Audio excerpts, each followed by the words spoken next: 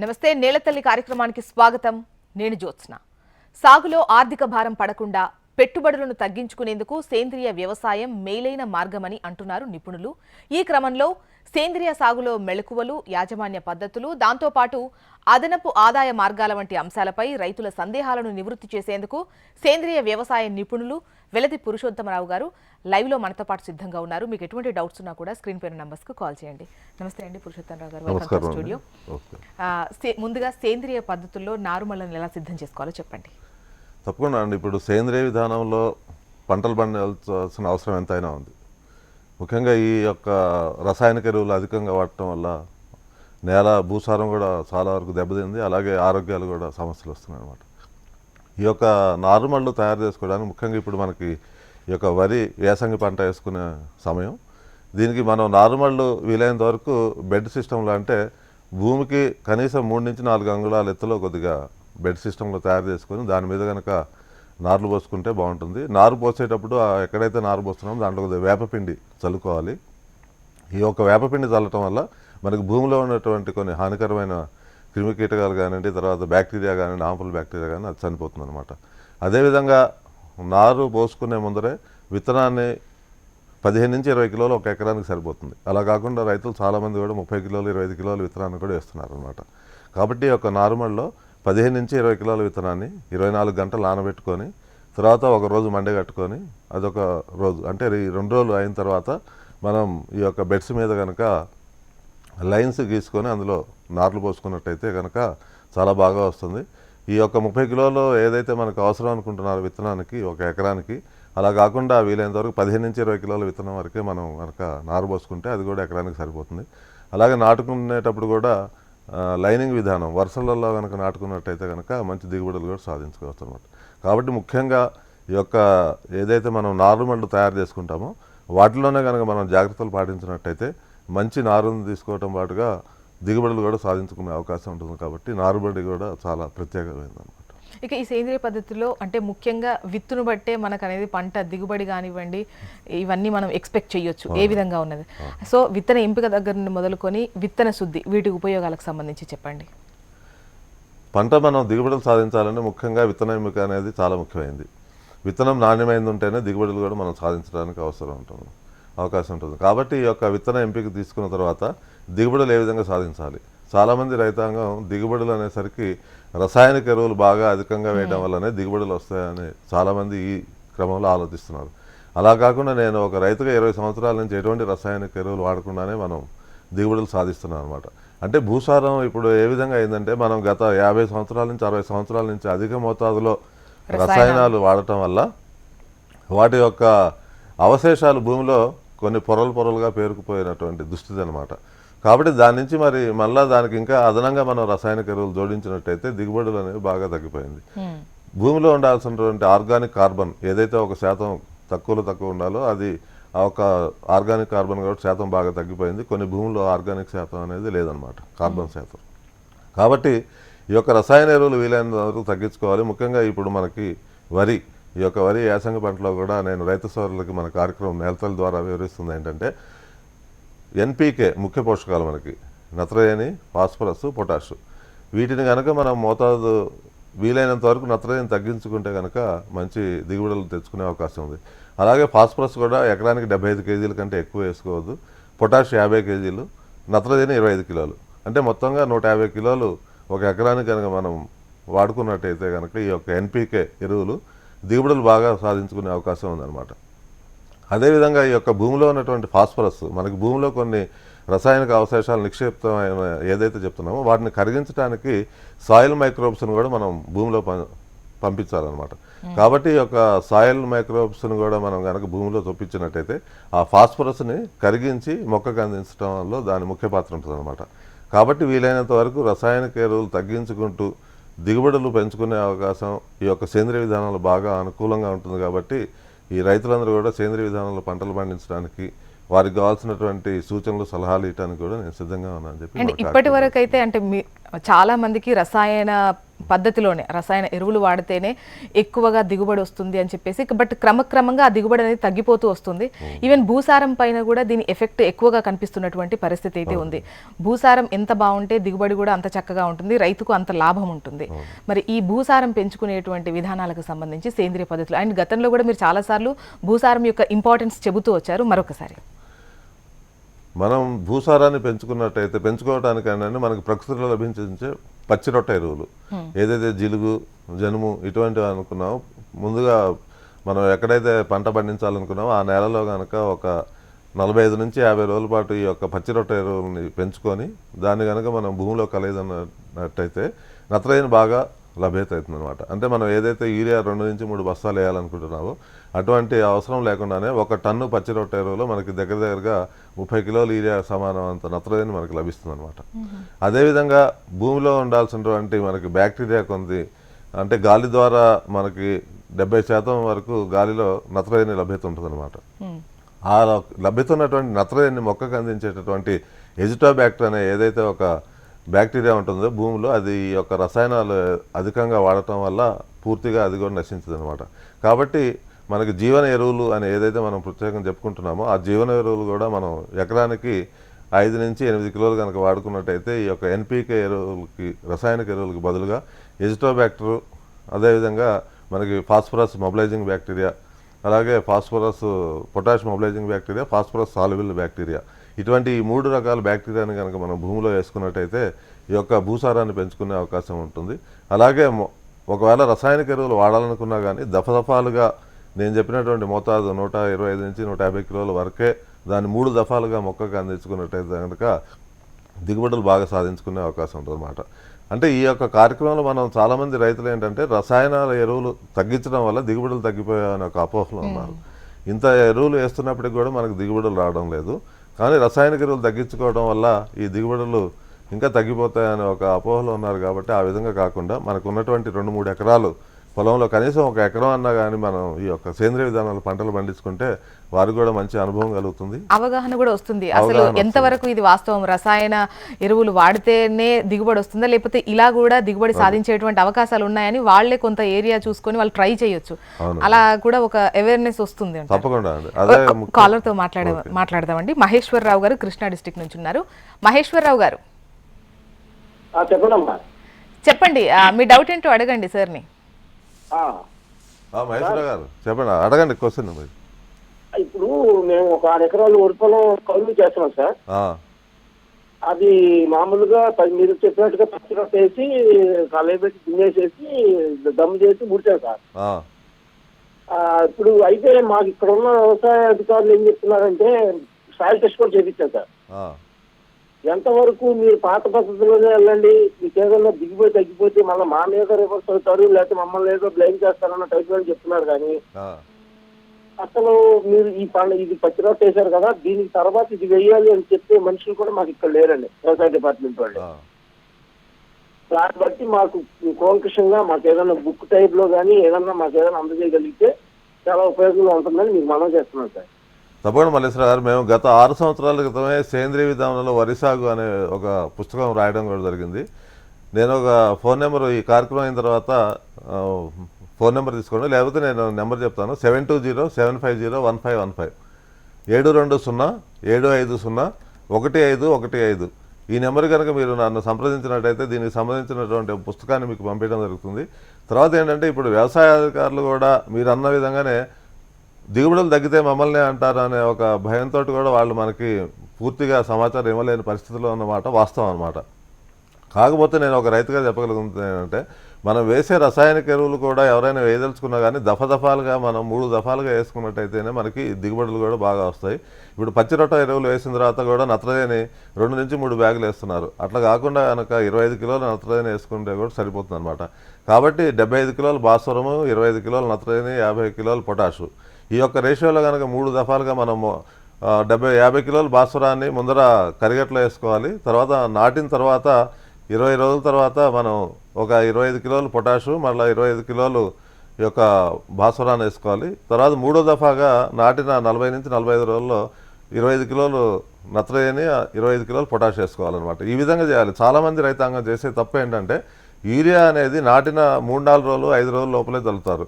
కాకపోతే మొక్క నాటిన తర్వాత ఏదైతే వరి నాటుతామో నాటిన తర్వాత 7 నుంచి 8 రోజుల తర్వాతనే ఈ యొక్క పిల్లవేర్లు బయటకు వస్తాయి. అవి రాకముందే కనుక మనం యూరియా చల్లినట్టయితే కనుక ఇది నిరుపయోగంగా కాకుండా భూసారాన్ని కూడా దెబ్బతీసే ప్రమాదం ఉంది. కాబట్టి దీని మీద అవగాహన అనేది చాలా అవసరం. మీరు కనుక నన్ను సంప్రదిస్తే నేను ఆ పుస్తకం మీకు పంపించడం జరుగుతుంది. మరో కాలర్ ఉన్నారండి, పృథ్వీ గుంటూరు నుంచి. పృథ్వీ గారు, ఇప్పుడు కంది వేసామండి మేము. ఏదండి?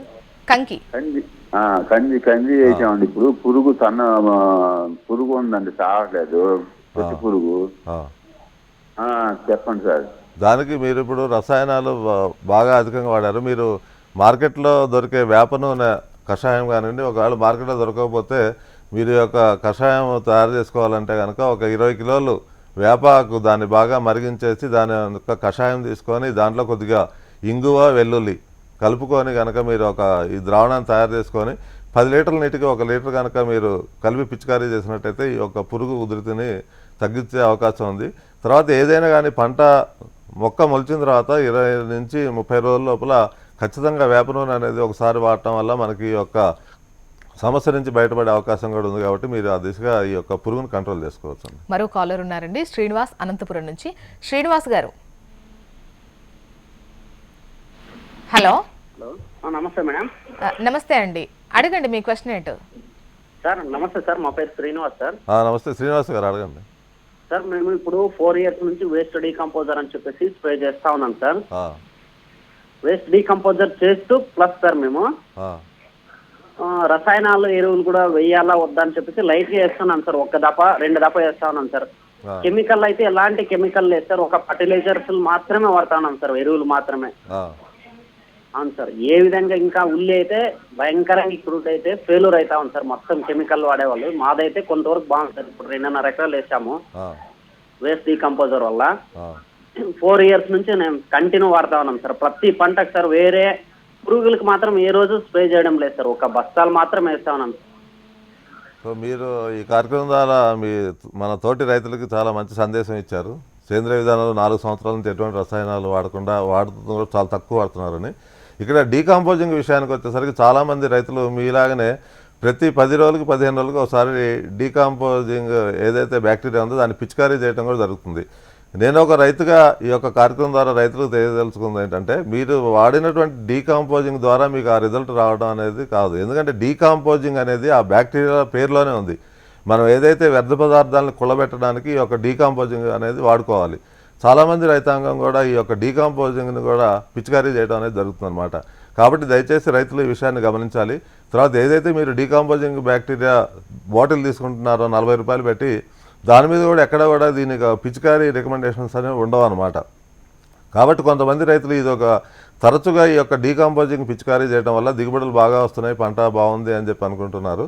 కాకపోతే డీకంపోజింగ్ అనేది మనం ఏదైతే కుళ్ళబెట్టాలి, లేకపోతే ఏదైతే మనకు పచ్చిపేడ లభ్యంగా ఉంటుందో దాన్ని 60 నుంచి 70 రోజుల్లోనే మనం కనుక కుళ్ళబెట్టుకోవాలనుకుంటే ఈ డీకంపోజింగ్ బ్యాక్టీరియా 1 టన్నుకి 1 లీటర్ చొప్పున కనుక బెడ్ మీద పోసినట్టయితే మనకి డీకంపోజింగ్ అవుతుంది అనమాట. కాబట్టి దయచేసి ఉండాలి. తర్వాత మీరు వాడే రసాయన ఎరువులు కూడా తగ్గిస్తూ 3-4 దఫాలుగా వేసుకుంటూ కనుక మీరు ఈ విధంగా 2-3 సంవత్సరాలు కనుక వ్యవసాయం చేసుకున్నట్టయితే దాంతోపాటుగా జీవన ఎరువులు కూడా ఉపయోగించుకోవాలి.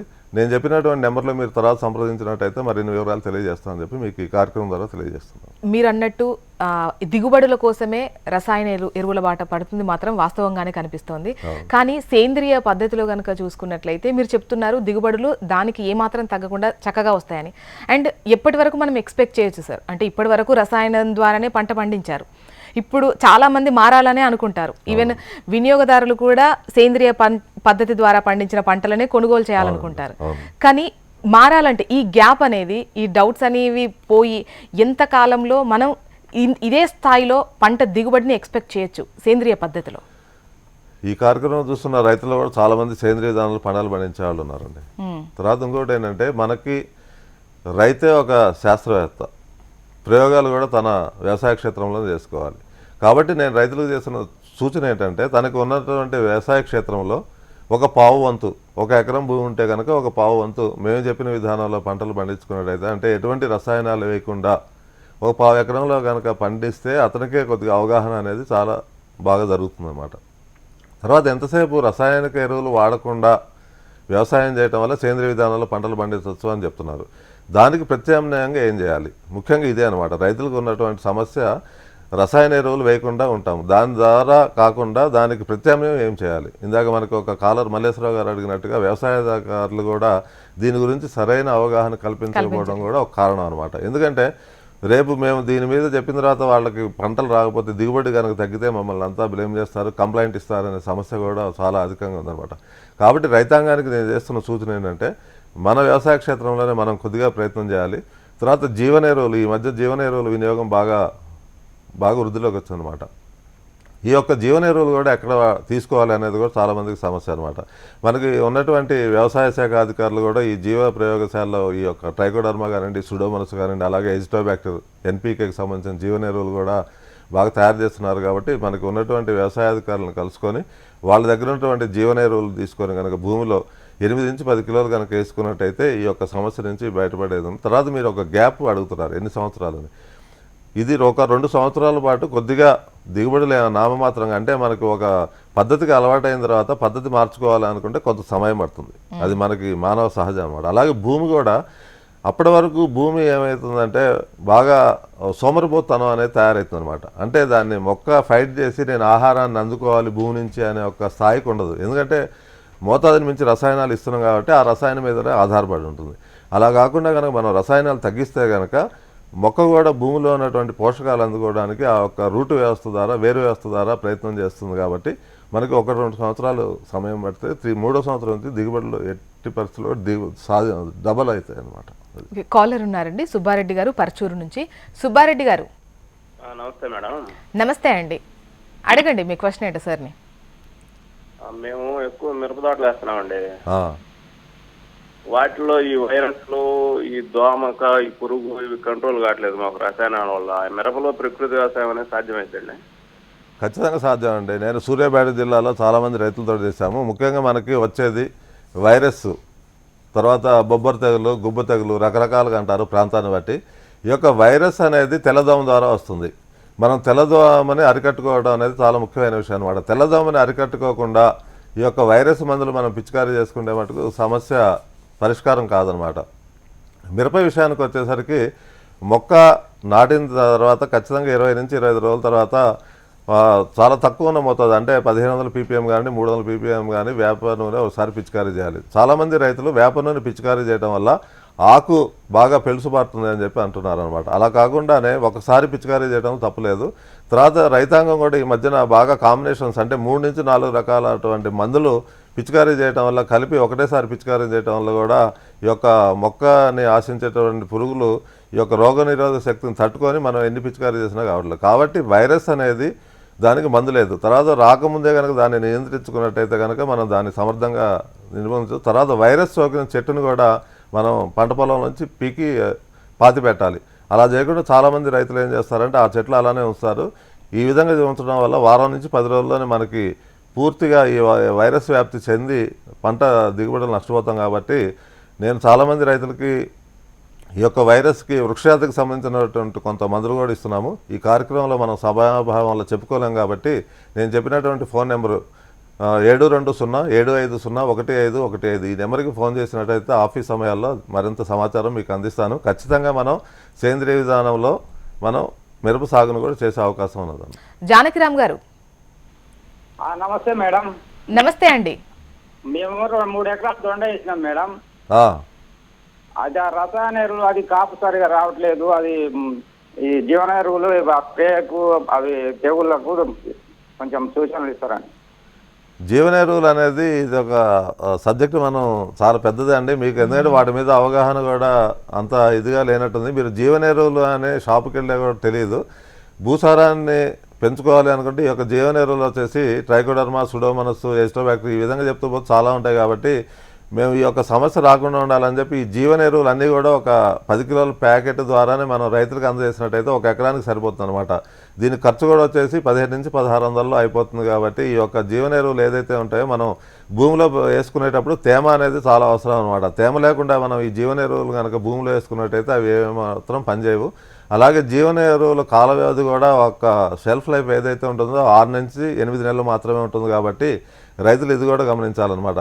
కాబట్టి మనం ఈ యొక్క రైతులకి అవేర్నెస్ కల్పించాలి అంటే మీరు ఖచ్చితంగా నన్ను సంప్రదించండి, లేదంటే మీకు దగ్గరలో ఉన్నటువంటి వ్యవసాయ అధికారుల దగ్గరికి వెళ్ళి ఈ యొక్క జీవన ఎరువుల గురించి మరింత సమాచారం తీసుకోండి. అలాగే మజ్జిగ, ఇంగువ కనుక మీరు తరచూ పిచికారీ చేస్తున్నట్టయితే తెగుళ్ళ నుంచి మీకు చాలా వరకు పంటను రక్షించుకునే అవకాశం ఉంది. కాబట్టి మీరు ఒక 10 లీటర్ల నీటిలో 1 లీటర్ మజ్జిగ, ఒక 50 గ్రాములు ఇంగువ కలుపుకొని పిచికారీ చేస్తున్నట్టయితే తెగుళ్ళని మనం సమర్థవంతంగా అరికట్టుకోవచ్చు. ఇక ఈ సేంద్రియ పద్ధతిలో కలుపు సమస్యకు సంబంధించి తగ్గించేందుకు ఎటువంటి పద్ధతులు ఉంటాయి, ఎలా ఉంటుంది ఛాన్సెస్? ఈ కలుపు అనేది సేంద్రియ రసాయనం అనేది ఉండదండి. ముఖ్యంగా ఏంటంటే మనం ఈ యొక్క వర్మీ అంటే కొన్ని ఈ యొక్క కాంపోస్ట్ ఏదైతే మనం తీసుకొస్తున్నామో వర్మీ కాంపోస్ట్ కానివ్వండి, లేదంటే కొద్దిగా ఈ యొక్క పేడ మనమే ఈ వానపాముల ఎరువు ఏదైతే అనుకున్నామో దాని ద్వారా కూడా కొద్దిగా ఈ కలుపు వచ్చేది ఉంది.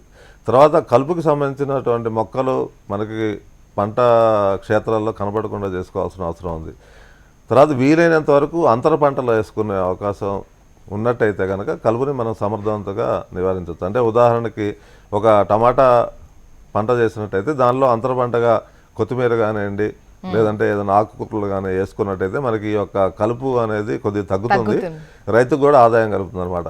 ఈ యొక్క కలుపు నివారించుకోవడానికి కూడా ఇప్పుడు విపరీతంగా మనకి ఈ యొక్క రసాయనాలు పిచికారీ చేయడం వల్ల ఈ యొక్క భూసారం తగ్గిపోవటం కాదు, జీవం అనేది చచ్చిపోవడంతో పాటుగా మనకి మానవ శరీరాల మీద దీని యొక్క దుష్ప్రభావం రానున్న సంవత్సరాలు చాలా తీవ్రంగా ఉంటుంది. కాబట్టి ఈ యొక్క వీలైనంత వరకు రైతు సోదరులకు నేను చేస్తున్న సూచన ఏంటంటే ఎటువంటి కెమికల్స్ వాడకుండా కలుపును నివారించుకోవడానికి అంతర పంటగా ఏదైనా ఒక విత్తనాన్ని కనుక చల్లుకున్నట్టయితే మనకి లాభంతో పాటుగా కలుపును నివారించుకునే అవకాశం ఉంది. కాబట్టి లేదంటే ఉప్పు ద్రావణాన్ని కనుక మనం భూమి మీద కొద్దిగా చల్లుకున్నట్టయితే కూడా కలుపుని కొంతవరకు నివారించుకోవచ్చు. అండ్ ఇప్పటి వరకు రైతులకు అంటే ఈ అన్ని సమస్యలతో పాటు ముఖ్యంగా పెట్టుబడి ఇష్యూ అనేది మెయిన్లీగా మనకు కనిపిస్తున్నటువంటి పరిస్థితి. పంట వచ్చిన తర్వాత కూడా పెట్టుబడి ఖర్చులు రాని సిచ్యువేషన్ ఉంటుంది, అంత ఎక్కువగా పెట్టుబడులు ఉంటాయి. మరి ఈ సేంద్రియ పద్ధతిలో పెట్టుబడి విషయానికి సంబంధించి ఎలా ఉంటుందండి?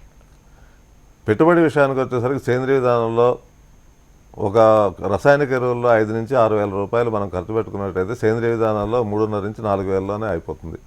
తర్వాత ఈ యొక్క సేంద్రియ విధానంలో చేసే విధానం అనేది రైతు పూర్తిగా అవగాహన తీసుకోవాల్సిన అవసరం ఎంతైనా ఉందన్నమాట. అలా కాకుండా ఏదో సేంద్రియ విధానంలో ఒక ఫర్టిలైజర్ మనం వేయకుండా, కెమికల్ ఫర్టిలైజర్ వేయకుండానే పంట పండుతుంది అనుకుంటే మళ్ళీ దెబ్బతింటాం అనమాట. కాబట్టి ముఖ్యంగా రైతుకి ఓపిక, నిరీక్షణ అనేది చాలా ముఖ్యం అనమాట. నేను కూడా వ్యవసాయం చేసినప్పుడు 83-84 నుంచి ఒక 16-17 సంవత్సరాలు రసాయనిక వ్యవసాయం చేశాము. దాని తర్వాత 2000 సంవత్సరంలో 3 నుంచి 4 సంవత్సరాల పాటు ఈ యొక్క సేంద్రియ విధానం మీద అవగాహన పండించుకుంటూ పంట కూడా మేము కొద్దిగా నష్టపోతూ నిరీక్షించాం. కాబట్టి ఈరోజు ఈ కార్యక్రమం స్థాయికి రాగలిగాం అనమాట. కాబట్టి రైతాంగానికి కొద్దిగా ఓపిక అనేది కూడా అవసరము. వీలైనంత వరకు విచ్చలవిడిగా రసాయనిక ఎరువులు, పురుగు మందులు వాడుకోవడం వల్ల మనకి పెట్టుబడులు అనేది పెరుగుతున్నాయి, దిగుబడులు కూడా తగ్గుతున్నాయి. దాంతో కనీస మద్దతు ధరలో మనకి మార్కెట్లో లభించట్లేదు. కాబట్టి నేను ఒక రైతుగా చెప్పింది ఏంటంటే పెట్టుబడి తగ్గించుకోవడమే ఆదాయం. ఏదైతే పెట్టుబడులు తగ్గుతాయో అదే ఆదాయ మార్గం అనమాట. పర్యావరణాన్ని కాపాడిన వాళ్ళు అవుతాం, అలాగే భూసారాన్ని పెంచుకుంటాం, సమాజానికి మంచి ఆహారాన్ని ఇస్తాం. కాబట్టి పెట్టుబడులు వీలైనంత వరకు అంటే ఇందాక చెప్పినటువంటి వరి విషయానికి వచ్చేసరికి తక్కువగా 8 నుంచి 10 బస్తాలు ఇస్తుంటారండి. అంటే యావరేజ్న ఒకసారికి 10 నుంచి 12 రూపాయలు ఖర్చు పెడుతున్నారు. అటువంటిది మేము ఖర్చు తగ్గిందంటే అంటే 2.5 నుంచి 3 వేలలోనే నేను ఇందాక చెప్పినటువంటి మైక్రోబ్స్ ఏదైతే సాయిల్ మైక్రోబ్స్ ఉంటాయో ఒక 800 రూపాయలు ఒక ఎకరానికి వేసుకుంటే కనుక మీరు 3 బస్తాలు రసాయనిక ఎరువులు తగ్గించుకోవచ్చు అనమాట. ఓకే, థ్యాంక్ యూ అండి. ఇప్పటికీ అంటే చాలా మంది సేంద్రియ పద్ధతిలో చేద్దాం అనుకుంటారు కానీ దిగుబడి విషయం అనేది వాళ్ళకు వెనక్కి లాగుతున్నటువంటి సిచ్యువేషన్. బట్ సేంద్రియ పద్ధతిలో కూడా దిగుబడి అదే స్థాయిలో తెచ్చుకోవచ్చు, దానికి ఎటువంటి పద్ధతులు అవలంబించాలో చాలా చక్కగా వివరించారు. థ్యాంక్ యూ అండి పురుషోత్తం రావు గారు. నమస్కారం. అండ్ ఇవాల్టి ఎపిసోడ్తో పాటు రైతాంగానికి కావాల్సినటువంటి మరింత సమాచారం కోసం HM TV అగ్రి యూట్యూబ్ ఛానల్ని సబ్స్క్రైబ్ చేసుకోండి. ఇది ఇవాల్టి నీలతల్లి కార్యక్రమం. నమస్తే.